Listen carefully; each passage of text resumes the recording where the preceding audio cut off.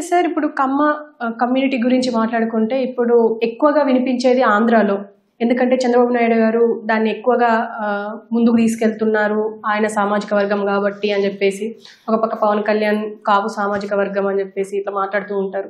అంటే దీనివల్ల నెగిటివిటీ రాదంటారా? ఇప్పుడు కులం అంటుంటే అంటే నేను అదే చెప్తుంది, ఇది ఒక చిన్న సాధారణ కుల మీటింగు, మాకు మేమే చేసుకోవాలి, మిగతా వాళ్ళ మీద వాళ్ళ గురించి ఆలోచించాల్సిన అవసరం లేదనే మీటింగ్ కాదు ఇది. సమాజానికి మేము ఆల్రెడీ ఏం చేశామని చెప్తూ, సమాజానికి ముందు మేము ఇంకా ఏం చేయగలము. మీరు అన్నది చంద్రబాబు నాయుడు గారు ఓకే మా సామాజిక వర్గ నాయకుడైనా కానీ ఆయన జాతీయ స్థాయి నాయకుడు. ఆయన ఎప్పుడు ఒక కులాన్ని అనేది పెట్టుకొని ఆ కులానికి ఏమి చేయాలి అనేది చేసింది కదా, ఆయన అందరికీ మేలు చేస్తూనే ఉంటాడు. ఇప్పుడు ఆయన మంత్రివర్గ కూర్పు చూసుకున్నా కానీ ఎలా ఉంటుంది, అన్ని వర్గాలకి ప్రాతినిధ్యం ఉంది.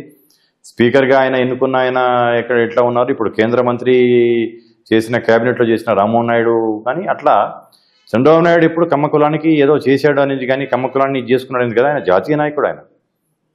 ఆయన కమ్మ సామాజిక వర్గం చెందిన నాయకుడు కావటం వల్ల మా వాళ్ళకి కమ్మ మన నాయకుడు అని అనుకుంటారే కానీ ఆయన అన్ని వర్గాలకు చెందిన నాయకుడు ఆయన.